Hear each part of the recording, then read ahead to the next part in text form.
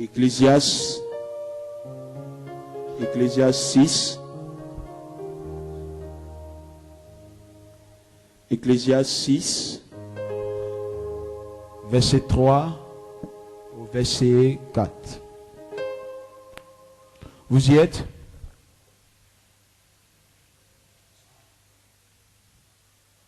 Est-ce que tu es là? La Bible dit ceci, Ecclésiaste 6, verset 3 au verset 4. Quand un homme aurait 100 fils, vivrait un grand nombre d'années, et que les jours de ces années se multiplieraient, si son âme ne s'est point rassasiée de bonheur, et si de plus il n'a point de sépulture, je dis qu'un avorton est plus heureux que lui. Car il est venu en vain, il s'en va dans les ténèbres, et son nom reste couvert de ténèbres. Alléluia. Père, nous te rendons toute la gloire pour ta parole, au nom de Jésus. Amen. Tu peux t'asseoir en présence de Dieu. Je veux vous entretenir sur un thème ce soir que je dénomme « Tu es aussi capable de faire l'exception ». Dis « Je suis aussi capable de faire l'exception ». Je suis aussi capable de faire l'exception dans ma génération. Alléluia. C'est un message qui va te révolutionner ce soir, révolutionner ton homme intérieur. Amen. Et tu comprendras que tu es mieux. Tu es au-delà de ce que tu penses de toi-même. Alléluia. Et vous savez, dans la vie, il y a ceux qui subissent la vie et ceux qui écrivent leur histoire dans la vie.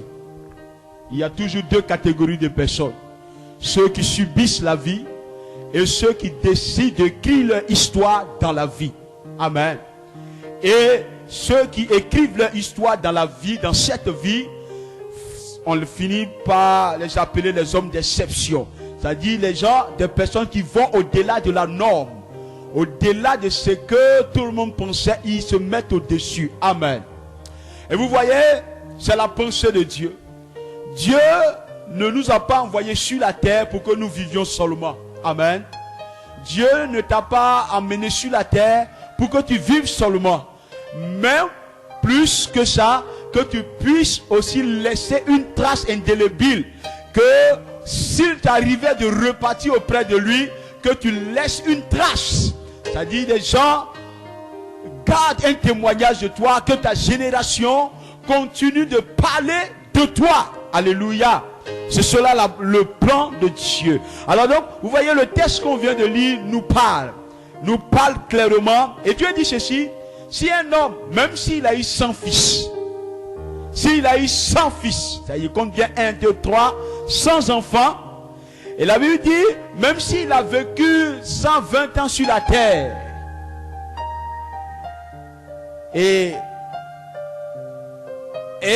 que même ses jours se sont multipliés, la Bible dit, si son âme ne s'est point rassasiée de bonheur, et si de plus il n'a point de sépulture, je dis qu'un avorton est plus heureux que lui. C'est-à-dire, si quelqu'un est né, même s'il a eu 100 enfants, et qu'il vit 90 ans, 100 ans, aux yeux des hommes, on dira qu'il a vécu longtemps. Et s'il meurt, la Bible dit sans sépulture, c'est-à-dire sans qu'il y ait de tombeau, sans qu'il y ait de personnes capables de dire voilà la tombe de celui qui a vécu tout ce temps. La Bible dit que ces personnes, un avorton est plus heureux que lui. Ça veut dire quoi?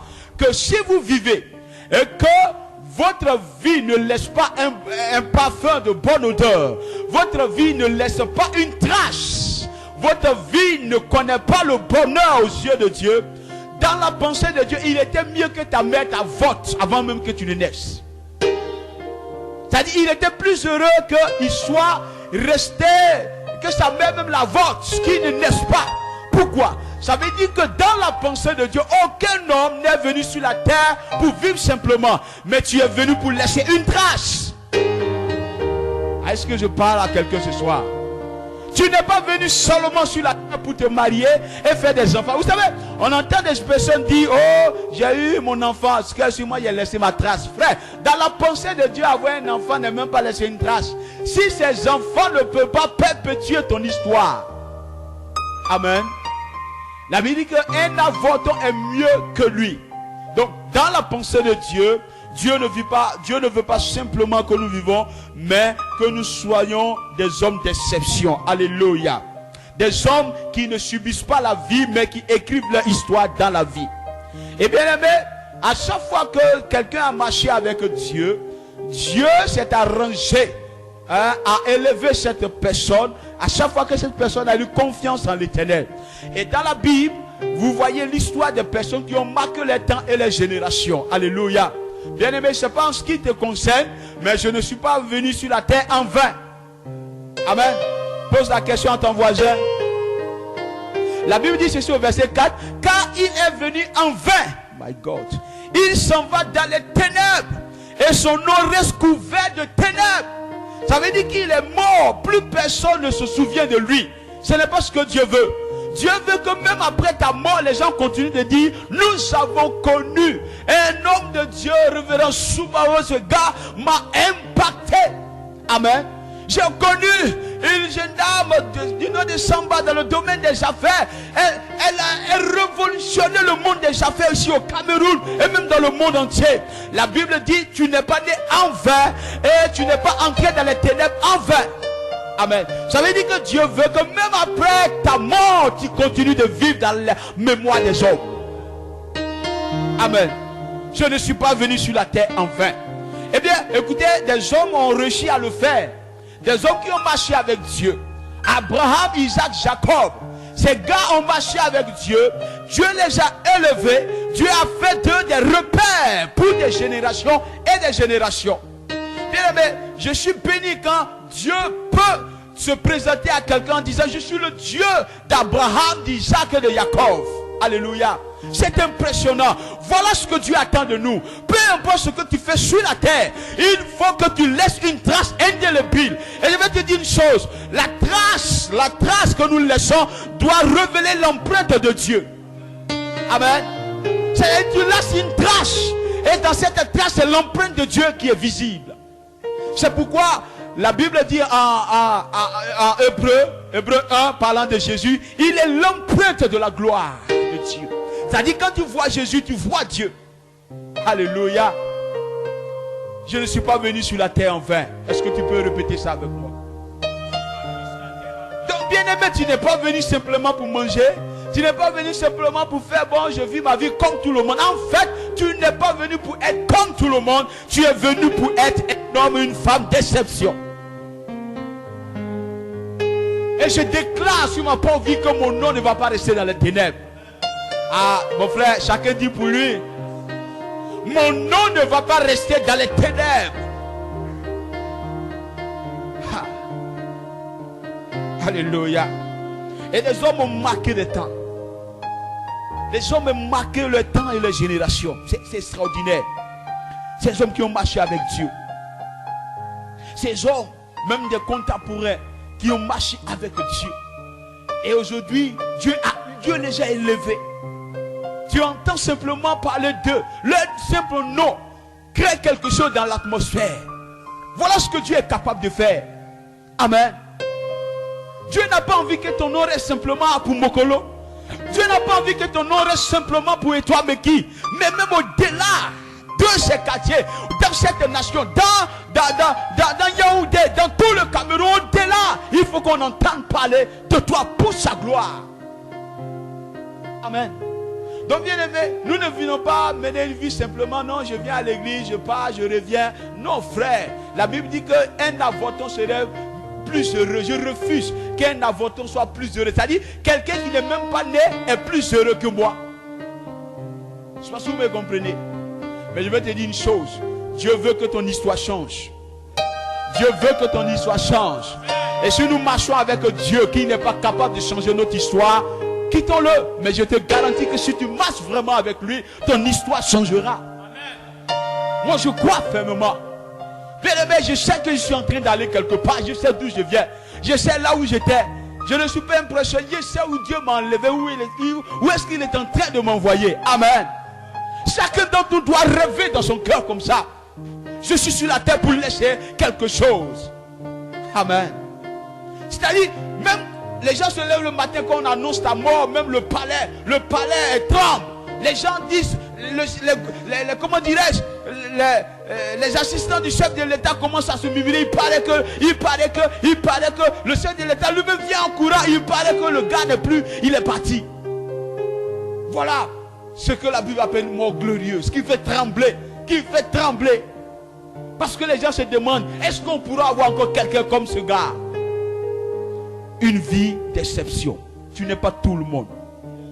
Et bien aimé, je vais te dire une chose. Peu importe la situation que tu as, la localisation de ta vie actuelle, ce n'est pas encore trop tard. Ce message va te envoyer dans les hauteurs au nom suprême de Jésus. Mais vous savez, ce qui me plaît, la Bible dit en Jacques 5, le verset 17, parlant d'Élie, qui connaît le prophète Élie, un homme extraordinaire, un homme qui pouvait arrêter le temps, la pluie, il parlait sinon à ma parole. Mais la Bible nous donne une bonne nouvelle. Il dit que Élie était un homme de la même nature que nous. Alléluia. Élie était un homme de la même nature que nous. Bien aimé, ça veut dire que ceux qui font des exploits, bien aimé, nous savons, ils n'ont pas 3 yeux, ils n'ont pas 4 pieds, ils n'ont pas 2 têtes, ils sont exactement comme toi. Cependant, ils ont réussi à faire des exploits. Et quand la Bible dit que Élie était un homme de la même nature, ça veut dire que si Élie a réussi à faire des exploits dans sa génération, toi aussi tu peux le faire. Écoute, ils n'ont pas 3 têtes. Le révérend Wafo n'a pas 4 yeux. Tous ceux que tu connais dans les hauteurs n'ont pas 3 pieds. Certains même ont commencé dans des situations plus compliquées que ce que toi tu connais. Mais quand même, ils sont devenus des hommes d'exception dans leur famille, dans leur région, au-delà même de leur nation. Élie était un homme de la même nature. Alléluia.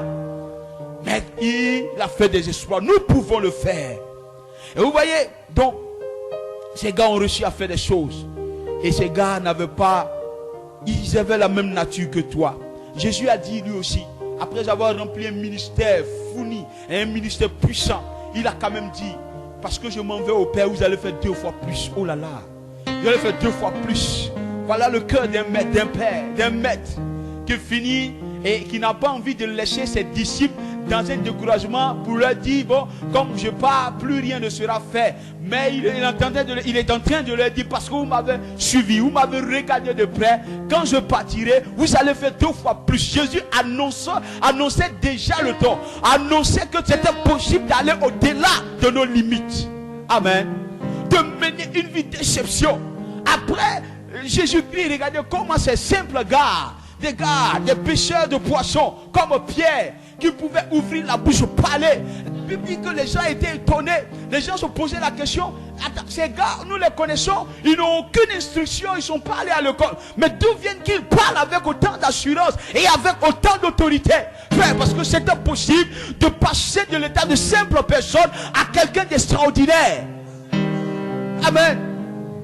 Je ne sais pas comment vous menez votre vie, mais je le dis, Dieu ne m'a pas suscité pour être un petit gars quelque part, ou assis quelque part là. Je suis né pour me développer. La preuve en est que quand tu es né, c'est-à-dire quand tu as commencé à exister dans le ventre de ta mère, tu étais à quelle étape? À l'état d'embryo.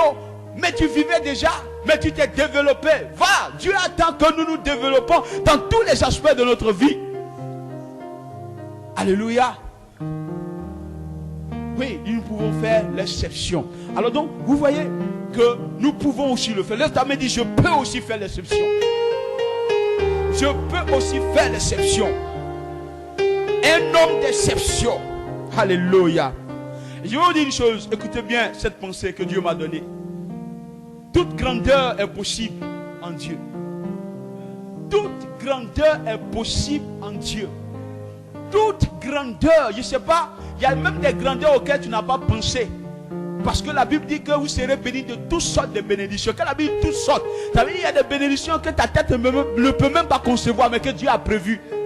Toutes sortes de grandeurs sont possibles en Christ. Sauf que c'est le prix à payer qui fait fuir certaines personnes. Tu peux tout devenir en Christ. Tout. Parce que c'est une promesse qui est rattachée à notre vie de par notre Père Abraham. Il dit, je rendrai ton nom grand. Un nom grand, c'est un nom qui inspire le respect.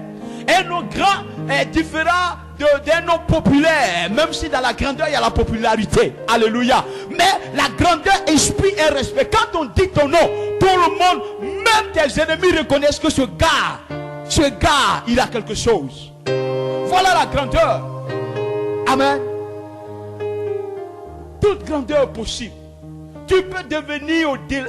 Tu le seras au nom de Jésus-Christ. Dieu va te lever au-delà de ce que tu as pensé. Dieu va te lever au-delà de ce que tu es aujourd'hui. Et ceux qui ne croyaient pas en cela, oh, Dieu le fera au nom de Jésus. Laisse-moi vous dire, certains d'entre vous, vous êtes peut-être une chenille aujourd'hui, ce n'est pas grave. Vos gens peuvent marcher, vouloir même marcher sur vous. Mais ce qu'ils ont oublié, c'est que la chenille termine toujours par devenir un papillon. Alléluia. Croyez en cela, frère. Que tout est possible, toute grandeur en Dieu est possible. Mais il faut payer le prix conséquent pour y parvenir. Bien aimé, je vous dis une chose. Ces personnes qui ont marqué leur temps et leur génération, ils sont arrivés parce qu'ils ont manifesté certaines choses. Ils se sont mis à part. Et si nous suivons les traces, à commencer par le plus grand des plus grands, Jésus de Nazareth. Alléluia. Et même le meilleur des repères. Tout est en lui et pour lui. Amen. Il a marqué son temps. Un jeune homme de 30 ans à peine, qui sort. Il n'a pas eu besoin d'attendre 10 ans. Les spécialistes disent qu'un homme normal, c'est à partir de 40 ans qu'il peut commencer à vraiment à devenir quelqu'un. C'est ce que les spécialistes disent. Mais Jésus n'a pas attendu 40 ans, 30 ans. Et en 3 ans, il a impacté le monde jusqu'à aujourd'hui. Jusqu'à aujourd'hui. Mais n'oubliez pas que pour ces 3 ans de ministère, il a dû passer près de 18 ans dans l'ombre. Amen. Donc toute grandeur est possible en Dieu. Mais c'est le prix à payer qui fait fuir certaines personnes. Mais je vais vous dire une chose. Je suis prêt à payer le prix. Je ne sais pas ce qui te concerne. Moi, je suis prêt à payer le prix. Amen. J'ai vu des gens qui ont fui. Mais je suis prêt à payer le prix. Même si ça doit passer par la croix. Mais si c'est la volonté parfaite de Dieu, je le paierai. Pose la question à ton voisin. Est-ce que tu es prêt? Pose-lui la question qu'il te dise quelque chose s'il te plaît. Est-ce que tu es prêt à aller dans les hauteurs? Amen.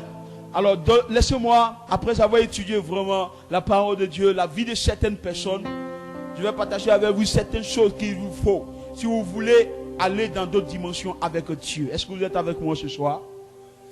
Ce message va révolutionner tous ceux qui vont l'écouter après. Je ressens comme ça dans mon homme intérieur que Dieu veut élever des personnes. Des personnes qui sont prêtes à payer le prix. S'attendent à Dieu, à marcher sur le chemin étroit et non la voie spacieuse. Dieu n'a aucun problème, même si tu étais dans la boue. C'est même là la preuve. Aux yeux des gens, s'il te prend de la boue et qu'il est capable de te faire asseoir à la même table que les grands, Dieu le fera dans ma vie, il le fera dans ta vie. Amen. Bien aimé, refuser cet évangile où on te dit non, allons seulement au ciel, que nous n'avons rien à faire sur la terre, ce n'est pas de Dieu. Dieu veut que tu laisses une trace. Que tu laisses une trace. Que tu laisses de quoi vivre pour tes enfants et pour les enfants de tes enfants.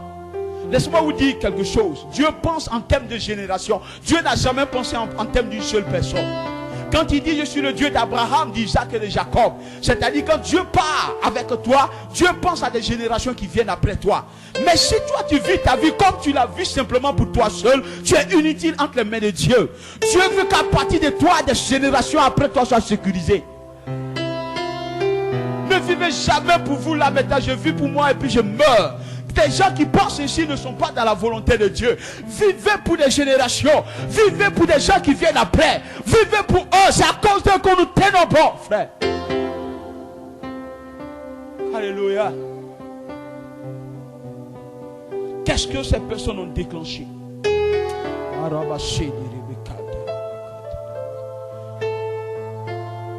La première des choses, si vous voulez accéder à la grandeur, être un homme d'exception. Votre famille, dans votre région, dans cette nation au-delà. La première des choses, apprenons à voir autrement. Celui qui veut marquer son temps et sa génération doit apprendre à ne pas voir comme tout le monde voit dans la saison. Commencez à voir autrement. Bien aimé, si tu vois comme tout le monde voit, tu seras comme tout le monde. Mais pendant que tout le monde est en train de voir quelque chose, une saison difficile, pendant que tout le monde est en train de voir des complications, il faut que toi tu apprennes à voir autre chose. Alléluia. Autre chose. Ceux qui ont marqué leur temps, c'était des gars qui voyaient autrement. Là où on dit c'était impossible, eux ils voyaient la possibilité. Là où on dit ce n'était pas normal, ils voyaient quelque chose d'autre. Là où on voyait que c'était terminé, c'est maintenant qu'ils voyaient que ça commence. Bien aimé les gars comme Josué et Caleb. Imaginez-vous un peuple de près de 600 000 personnes qui sortent de l'Égypte. Il dit bien 600 000. Quand Moïse sort avec le peuple de l'Égypte, il est pasteur de près de 600 000 personnes.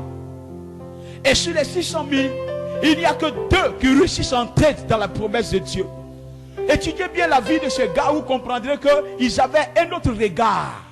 La preuve en est quand vous lisez Nombre 12, quand ils sont allés en espionnage, et qu'ils reviennent, il y a 10 qui disent que voilà le pays que Dieu dit qu'il va nous donner. Voilà, on a vu des géants, voici des hommes terribles, des gens vraiment. Et je pose la question, même si Dieu a parlé, est-ce qu'on pourra remporter la victoire? La Bible dit que quand les 10 ont commencé à dire ce qu'ils ont vu, le peuple a commencé à pleurer pour dire Moïse, tu nous as tués. Pourquoi tu nous as fait sortir? C'est alors que 2 jeunes gens, avec à la tête Josué qui se lève, il dit calmez-vous, ne pleurez pas. Tout ce qu'ils ont dit c'est vrai. Mais je vous dis, ces gars ne sont rien devant ce que Dieu a fait. Dieu va nous donner la victoire. Amen. Ils avaient un autre regard. Apprenons à voir un autre regard. Les gens m'ont dit voilà, le Cameroun est difficile. Mais moi je vois que le Cameroun est facile. Même si la réalité est là, je vois que les Camerounais sont comme ça. Je vois que cette nation est une nation bénie de l'Éternel.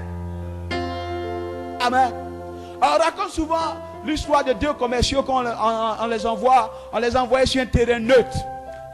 Ils travaillaient pour une entreprise qui fabriquait des babouches ou des chaussures si vous voulez. Et ils sont arrivés dans une zone où les gens ne portaient pas de chaussures.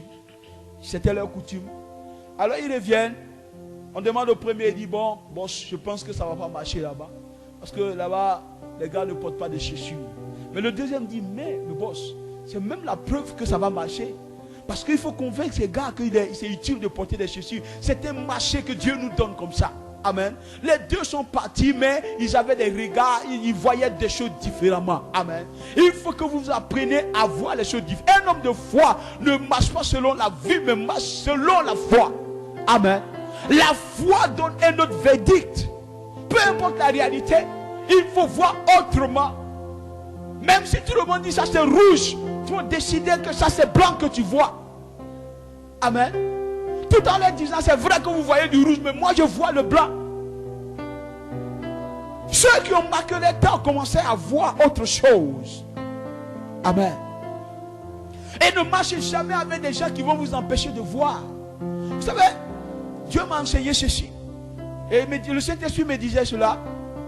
Dieu nous donne de regarder quelque part, mais c'est à nous de voir. Et c'est ce que tu vois que Dieu te donnera. Je reprends. Dieu te donnera de regarder. Le Saint-Esprit va tourner tes regards. Regarde.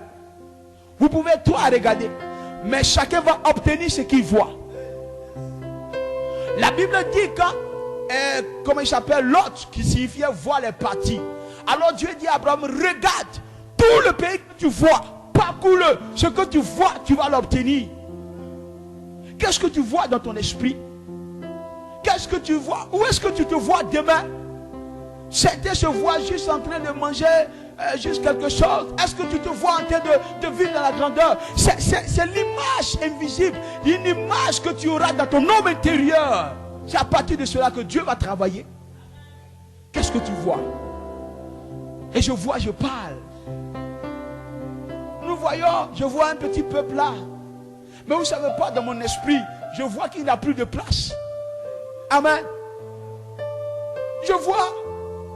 Certains me disent, voilà, ils ne sont pas nombreux, ce n'est pas grave.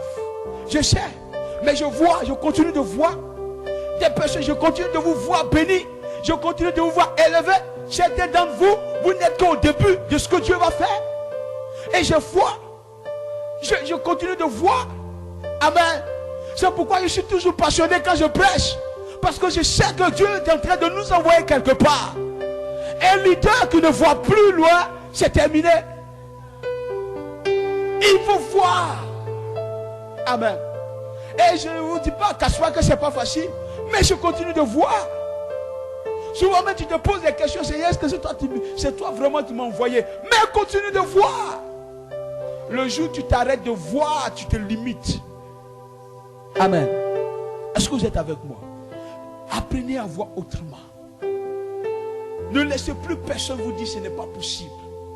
Aussi longtemps que vous êtes dans votre couloir, aussi longtemps que vous êtes dans votre couloir, ne laissez personne vous dire ça, ça ne va jamais arriver. Dans le langage de la foi, il n'y a pas le mot jamais dans le dictionnaire de Dieu. Jamais n'existe jamais. Amen. Il y a deux catégories de personnes à qui tout est possible. La première personne, Dieu. Et la deuxième personne, celui qui croit. La Bible, tout est possible à Dieu, tout est possible aussi à celui qui croit. Quand tu crois, et que nous savons que la foi n'est pas aveugle, parce que la foi même voit quelque chose. Celui qui a la foi, qui voit, opère dans la même dimension que Dieu. Amen. C'est pourquoi ne méprisez personne. Celui que tu vois à côté de lui, tu ne sais pas ce qui est caché en lui. Je vous dis une chose, Dieu souvent cache lui-même les choses. Dieu cache certaines informations me concernant, même à mon père spirituel. Ah, my God. Mets ta main sur tes yeux, dis je continuerai de voir les grandes choses. Si vous voulez, nous voulons être des hommes d'exception, voyons autrement. Voyons autrement. Voyons autrement. Voyons autrement. La deuxième chose, si vous voulez être des hommes d'exception, il faut que vous ayez du courage. Écoutez-moi. Commence à voir ta maison autrement. Commence à voir ta maison, ton entreprise autrement. Commence à voir la saison des pluies, même quand tout le monde dit que c'est la saison sèche. Commence à voir. Et reste déterminé que tu es dans une autre saison. Ne parle jamais le langage de tout le monde. La Bible dit n'appelez pas conjuration ce que le monde appelle conjuration. Quand le monde parle de crise économique, tu dois voir l'abondance. Amen. Et la deuxième chose, c'est le courage. Tous ceux qui ont marqué leur temps et leur génération, c'était des personnes qui étaient courageux. Des personnes qui ont manifesté le courage. Qui ont manifesté le courage. Quand vous lisez Juge 7, par exemple, l'histoire de Gédéon qui formait une armée d'élite. La Bible dit qu'ils étaient au nombre de 32 000 quand ils sont arrivés. Ils étaient tous volontaires. Mais Dieu dit, ce peuple est trop nombreux. Je veux faire sortir de ce peuple une armée d'élite. Vous savez, ce n'est pas tout le monde qui arrive au sommet. Hein?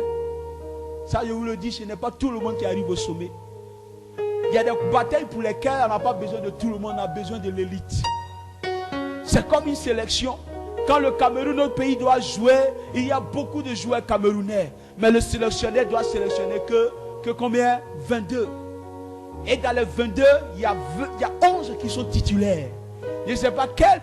Demandez à ceux qui sont sur le banc de touche. Même s'ils sont sur le banc de touche, ils aimeraient être là. Mais c'est le sélectionneur qui sélectionne. Amen. Donc Dieu te sélectionnera. On est tous des prédicateurs, des hommes d'affaires. Écoutez, ce n'est pas tout le monde qui va arriver dans le sommet. Il faut être courageux. Alors ils étaient 32 000, Dieu dit, ils sont trop nombreux. Et il dit à ceux qui ont peur et qui tremblent de rentrer à la maison. J'aime bien cette pensée. Dieu ne dit pas, dit à ceux qui ont peur, mais il dit ceux qui ont peur et qui tremblent. Parce qu'on peut avoir peur mais ne pas trembler. Ceux qui arrivent au sommet ont aussi peur mais ils ne tremblent pas. C'est cela le courage. Donc le courage, c'est ta capacité à surmonter ta peur. Si tu n'arrives pas à surmonter ta peur, la peur va te donner de trembler. Et la Bible dit 22 000 sont partis. Ça veut dire que la majorité des gens qui n'arrivent pas au sommet, qui ne peuvent pas marquer le temps et les générations, c'est des gens qui se limitent à la peur. La peur va réduire même tes capacités. Amen.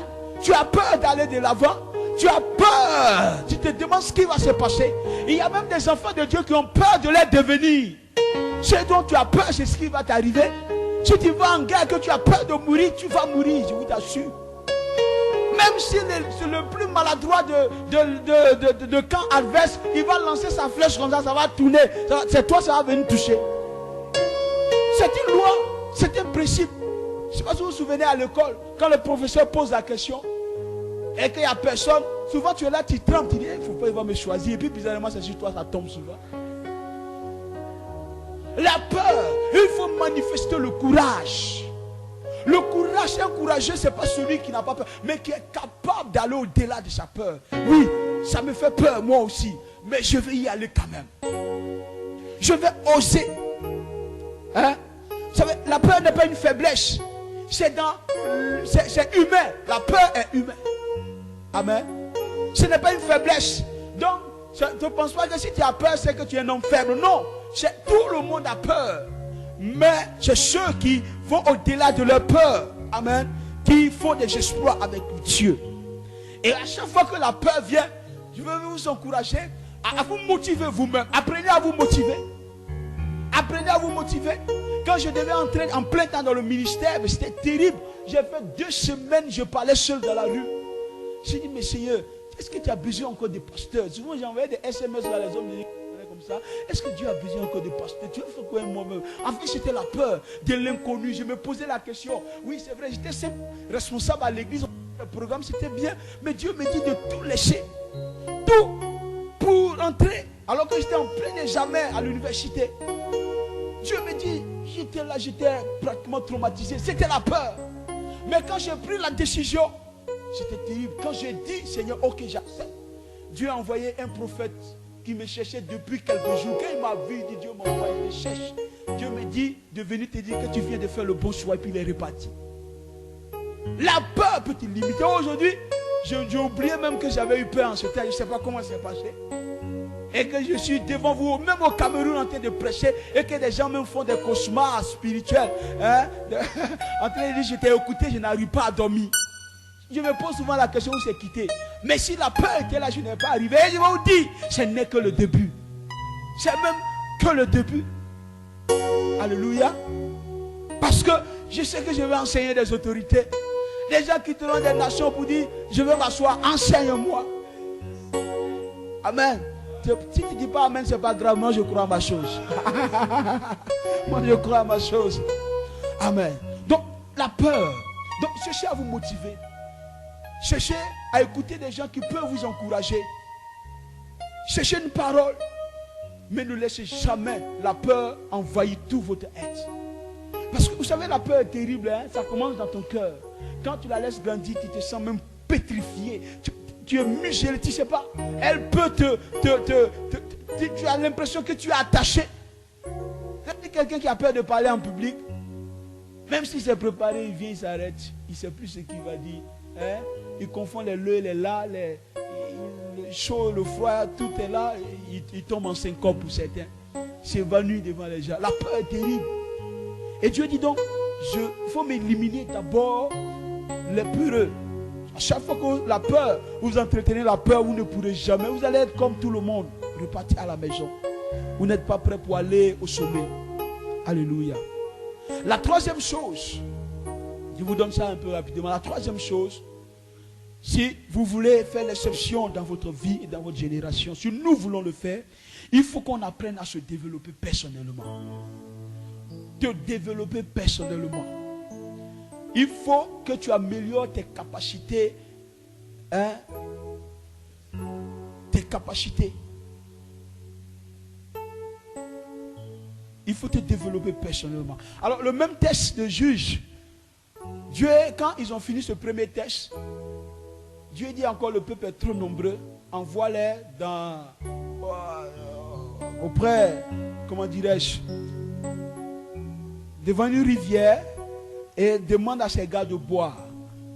Et Dieu dit, ceux qui vont prendre de l'eau comme ça, pour mettre à la bouche, mets-les de côté. Mais ceux qui vont mettre les têtes dans l'eau pour laper comme le chien, faut les mettre de côté. Parce que Dieu cherchait aussi, une intelligence naturelle. Si quelqu'un, tu as appelé à être un soldat. Être soldat, ce n'est pas quand on est au front. Mais être soldat, c'est une façon de se comporter tous les jours. Et là, Dieu dit, fais-les boire. Donc ceux qui mettent les têtes dans l'eau, parce que si tu es un vrai soldat, que tu as l'âme d'un soldat, tu ne vas jamais t'exposer. Et si l'ennemi vient derrière toi, qui t'enfonce ta tête dans l'eau. Vous comprenez? Donc Dieu voulait voir l'intelligence. Alors ceux qui étaient vraiment, qui avaient l'âme de soldats, ils ont juste pris l'eau et puis ils ont commencé à boire. Mais les autres sont allés mettre toutes les têtes. Il dit, bon, Dieu dit, ceux qui mettent des têtes, il faut les enlever. Ça, ils n'ont pas là. Peut-être ils sont bons pour être des couturiers, mais pas pour aller en guerre. Amen. Et donc, Dieu veut que tu développes tes aptitudes. Développer tes aptitudes. Vous savez, dans la vie, ce n'est pas seulement l'intelligence de le corps ou bien l'intelligence qui compte. Ta façon de te comporter, ta façon de réagir, tout ça, ça compte aux yeux de Dieu. Et ça peut révéler un manque de sagesse ou la grande sagesse. Amen. Bien aimé, si vous refusez de vous développer, qu'il y a des faiblesses en vous, que vous ne vous développez pas, même si vous avez un appel, ça va vous rattraper. Ça va vous rattraper. Et vous savez, il peut y avoir certains manquements en vous. Mais il faut avoir le désir de développer votre personnalité. Ça compte aux yeux de Dieu. Vous voyez, beaucoup ne savent pas, mais je méditais sur la vie de Moïse. Et l'une des personnes qui a été un problème pour Moïse dans son ministère, c'était Aaron, son frère. Mais je vais vous rappeler une chose. Ce n'est pas Dieu qui a appelé Aaron à côté de Moïse. C'est Moïse lui-même qui a voulu que Aaron soit son assistant. Parce que quand Dieu lui a dit, va en Égypte, il dit, Seigneur, moi il ne sait pas parler. Dieu dit, pas. Dieu dit, ne crains pas, je vais. Dieu a insisté, Moïse dit, non, moi il ne sait pas parler. Faut choisir mon frère Aaron. Mais Dieu dit, j'ai vu Aaron et puis je t'ai vu. Je dis, pas. Il a tellement insisté, Dieu dit, ok, Aaron est en train de venir, il faut aller. Tu seras Dieu et Aaron sera ton prophète. Moïse allait prier sur la montagne, Aaron envoyait tout le peuple à adorer le veau d'or. Amen. Aaron. Et à chaque fois, Aaron était comme ça un problème. Et quand ils se sont rebellés, Aaron et Marie contre Moïse, Dieu a frappé Marie. Mais Dieu n'a pas touché Aaron parce que Dieu était en train de dire à Moïse, écoute, c'est toi qui as appelé Moïse à côté de toi. Aaron, donc il faut régler son cas. Mais pourquoi? Moïse n'a pas cru en Dieu pour se développer. Quand Dieu vous appelle, malgré vos imperfections, croyez que Dieu va les changer. Mais vous devez avoir la volonté de vous développer vous-même. Il faut que j'apprenne des choses. Se développer, c'est décider d'apprendre ce qui te manque. J'apprends à parler. J'apprends à chanter. Je paye le prix pour ça. Je sais que je vais chanter. Mais pour l'instant, ma voix ressemble à une voix de crapaud. Mais j'apprends dans le secret. Je me forme. Tu te développes. Tu te développes. On se développe même dans la prédication.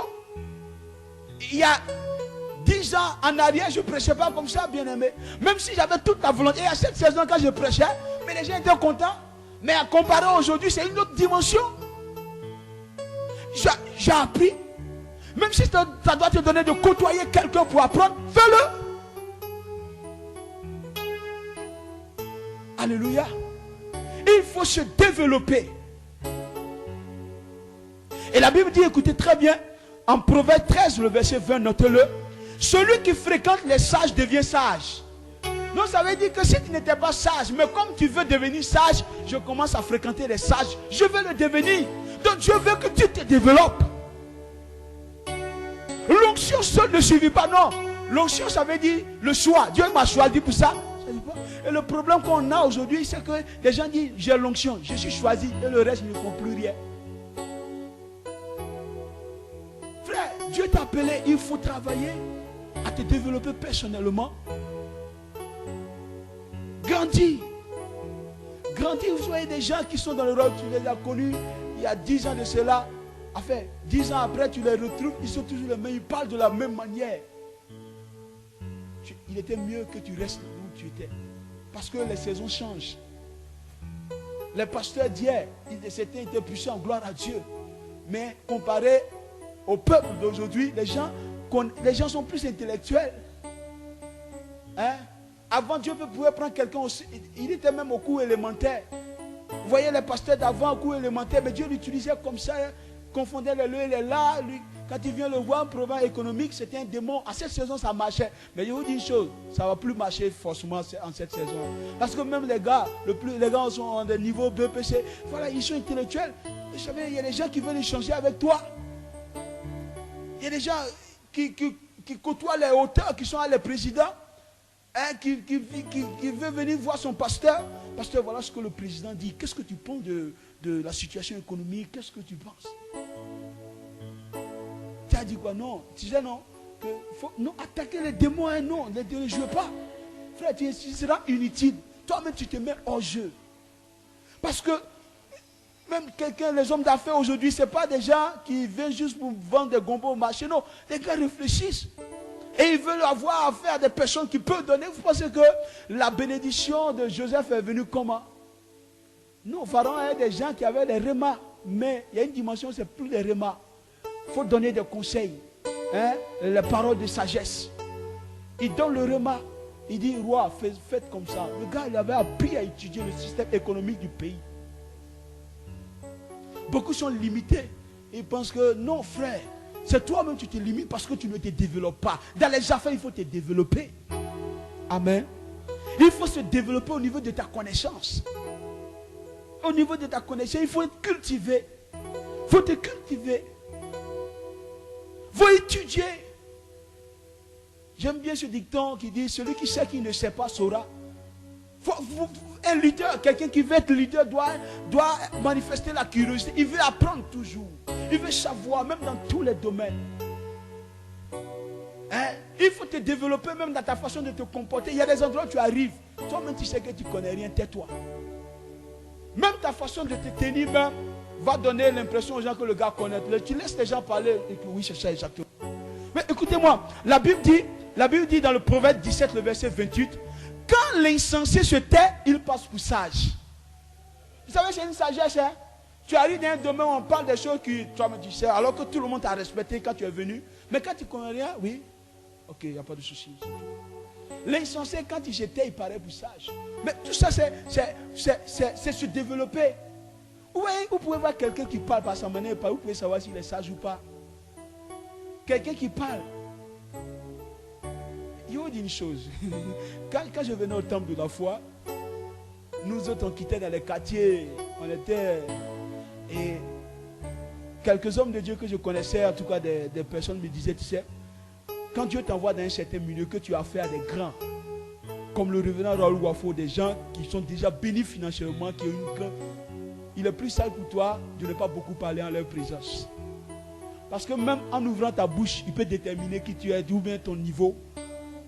Et ça, il peut juste te mettre à côté sans te le dire. Mais la sagesse, tu te tais, tu écoutes. Écoute beaucoup, parle peu. Quand tu veux apprendre, quand tu veux grandir. C'est la sagesse.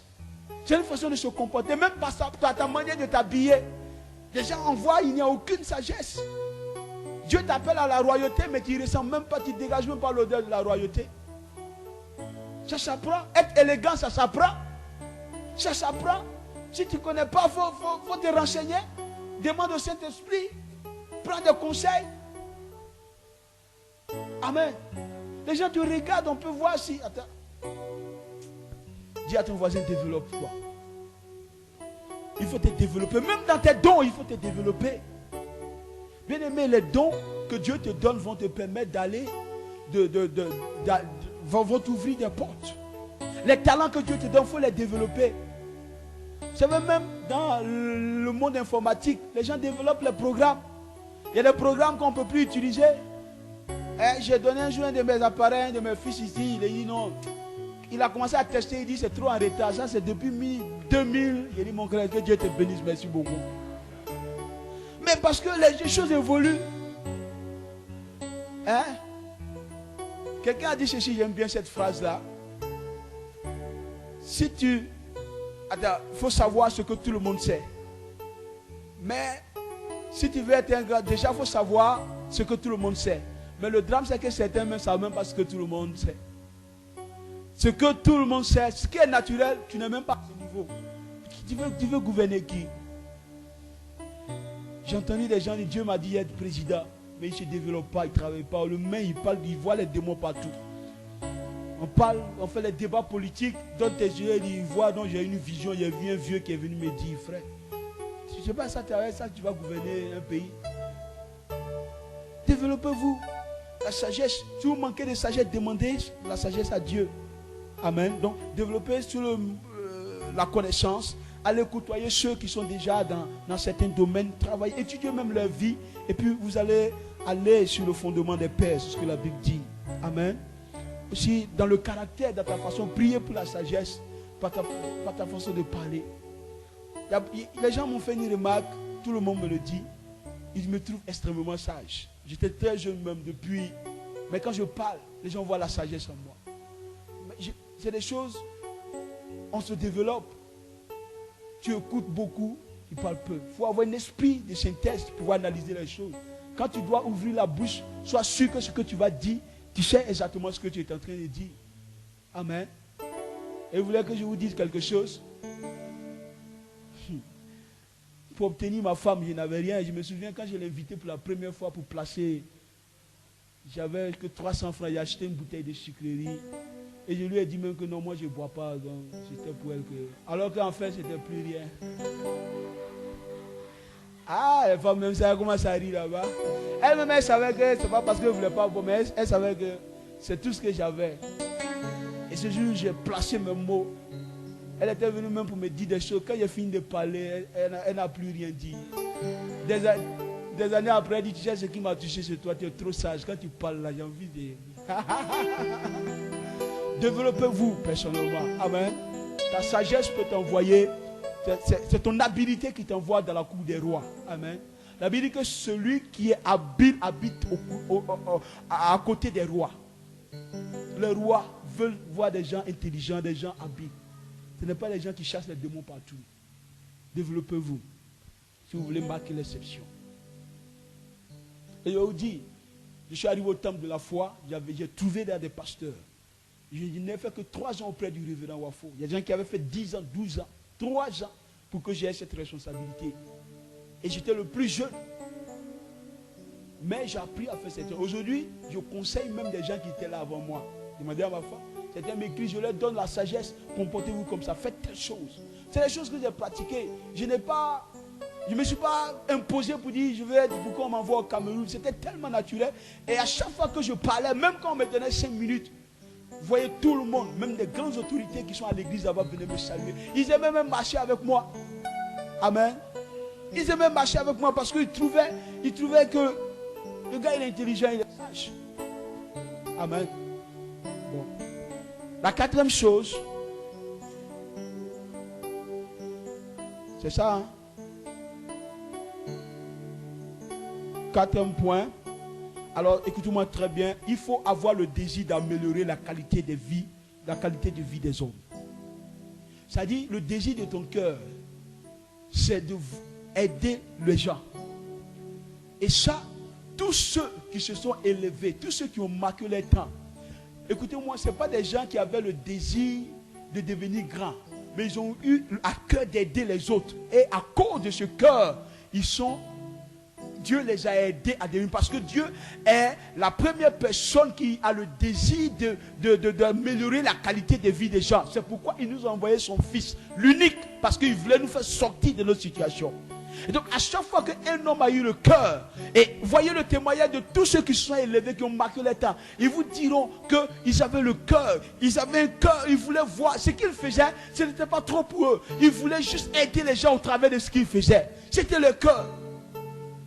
Amen.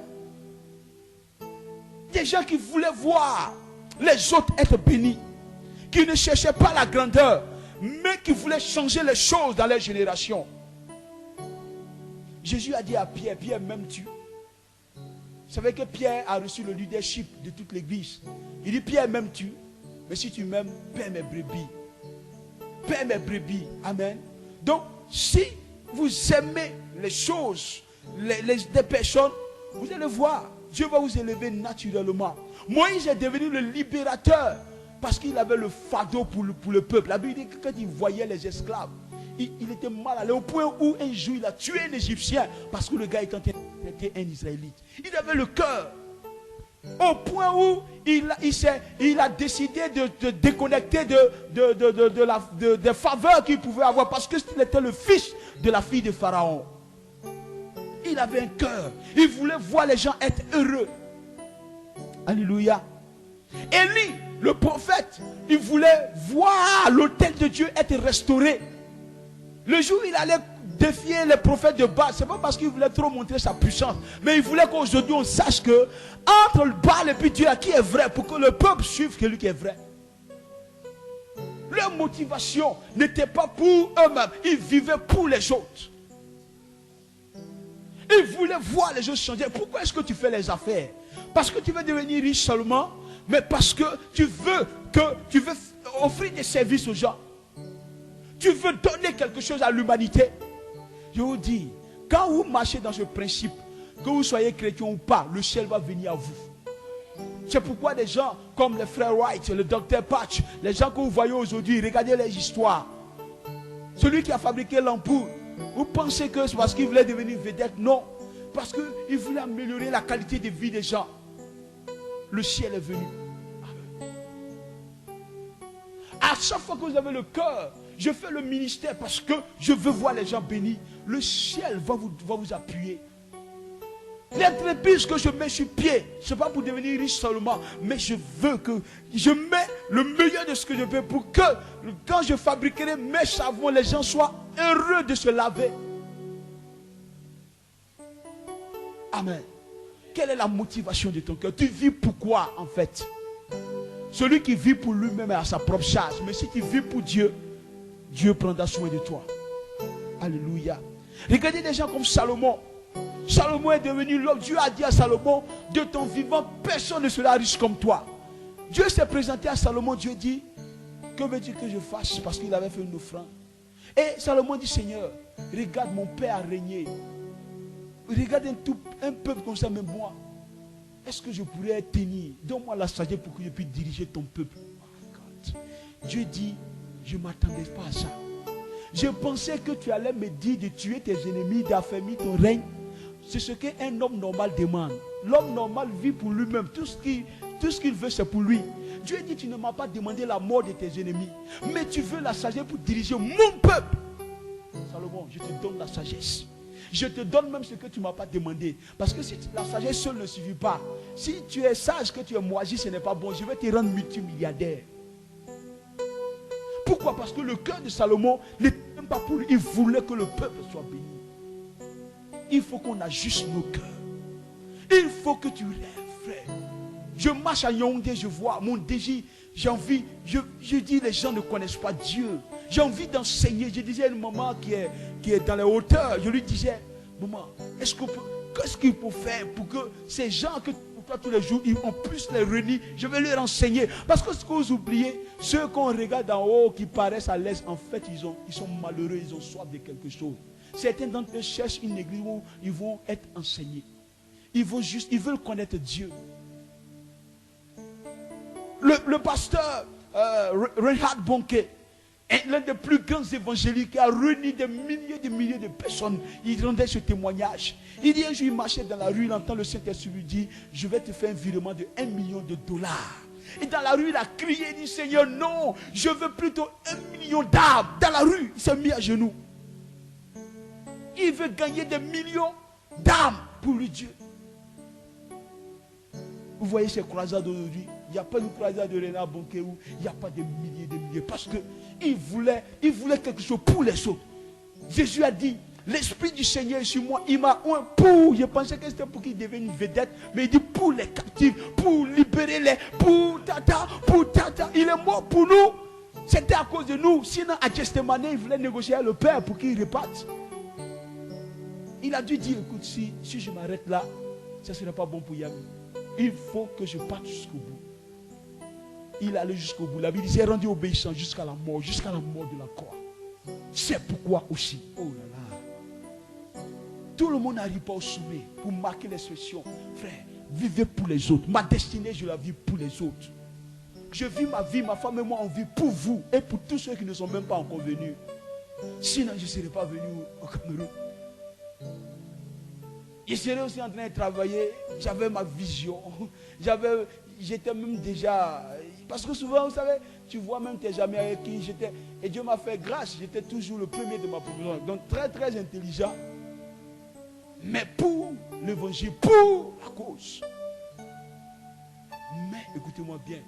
Quand vous le faites volontairement, mais avec un cœur rempli pour Dieu, vous allez voir le ciel va lécher les traces. Avant même qu'on arrive au sommet, il va avoir des signes qui prouvent que ce gars est différent.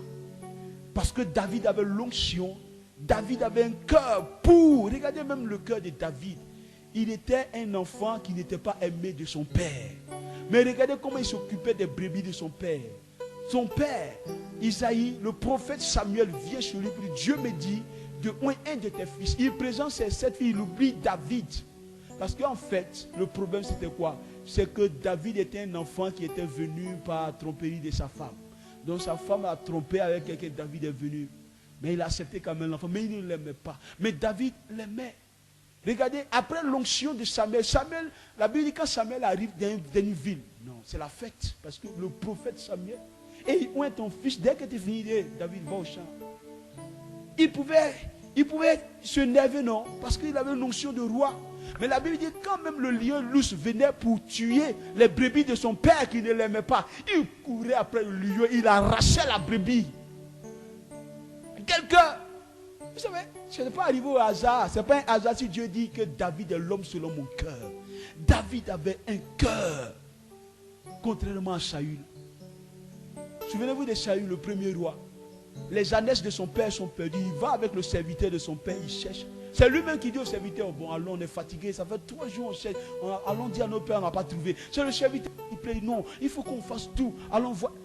C'était tellement évident après que quand Dieu lui dit de faire ça, il a désobéi. Parce que même dans le naturel, il ne portait pas trop les choses de son père dans son cœur.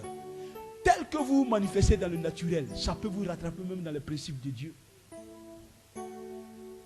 Amen.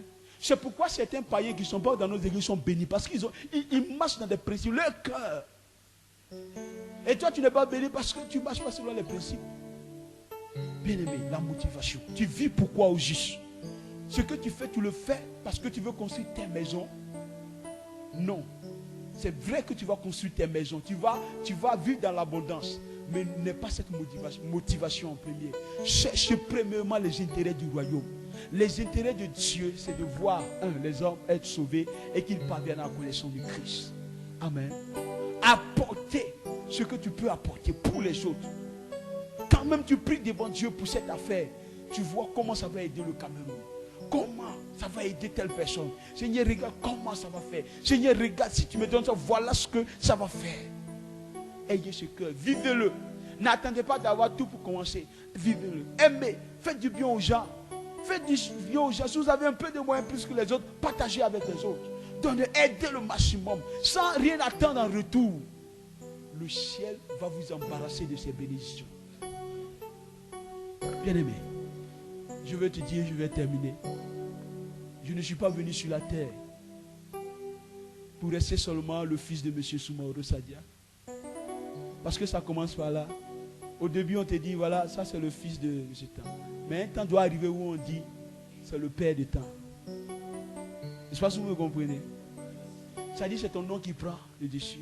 C'est pourquoi, quand on dit Dieu, on parle de Jésus, Dieu est assis au ciel parce qu'il a révélé le Fils et le Fils l'honneur. Amen. Le temps va arriver où on ne dira plus c'est le Fils de... On dira... au début, on dit c'est le père de... Non, c'est le fils de M. Temps. Donc, tu es repéré par rapport au nom de ton père. Mais le temps vient où ton père même doit être repéré à partir de ton nom. Amen. Vous voyez un gars comme Eto, on dit, oh, ce monsieur, c'est le fils de... C'est le père du jeune homme là. Mais aujourd'hui, même le père même est heureux quand on dit c'est le père de ton fils. Lui-même, là, il veut même... Quand on dit même pas, il dit, hey, je suis le père de ton fils. C'est-à-dire, lui-même, son nom compte même plus même. C'est le nom de son fils. Amen. Vous savez, Dieu est heureux quand on dit c'est le Fils de Dieu. Dieu lui-même est heureux. Dieu est heureux. Que Dieu vous bénisse. Et dis à ton voisin, rendez-vous au sommet. Rendez-vous au sommet. Ne méprisez personne. Croyez en tout le monde parce que vous ne savez jamais ce qui va devenir. Et je vous le dis, vous me voyez aujourd'hui, le pasteur Soumoro. Certains d'entre vous, vous allez dire, je regrette d'avoir méprisé cet homme peut-être. Si tu me méprisais, tu fais mal. Parce que je sais où je pars. Je sais où je suis en train de partir. Je sais ce que Dieu m'a montré. Et je paye le prix aujourd'hui pour arriver. Alléluia. Et on dit, cette nation sera bénie de nous avoir. C'est-à-dire cette assemblée. Ils seront heureux de venir voir ici au temple de la foi. Je le dis et je le dirai toujours. Que le président, le futur président dans les années à venir, est-ce que je peux avoir un expert comptable venant du temple de la foi où j'ai besoin d'un conseiller dans le monde des affaires? J'ai besoin, frère. Voilà ce qui doit nous arriver. Il faut qu'on soit une exception pour notre famille, une exception pour notre famille, une exception pour notre région, une exception pour notre nation, une exception pour, alléluia. Et cela est possible. Cela est possible. Vis ta vie comme si tu voyais des choses demain. Amen. Moïse voyait, il vivait sa vie comme s'il voyait l'invisible. Il faut voir l'invisible. Que la main de Dieu soit sur vous. Que la grâce de Dieu soit sur vous. Et vous savez, Dieu n'a aucun problème avec la grandeur. Jamais. Un jour, les disciples se sont battus pour dire, Seigneur, dis-nous qui est le plus grand. Jésus n'a pas dit, hey, c'est quoi ça, vous êtes orgueilleux, c'est quoi ça? Jésus dit, le plus grand dans le royaume de Dieu, c'est celui qui est le serviteur.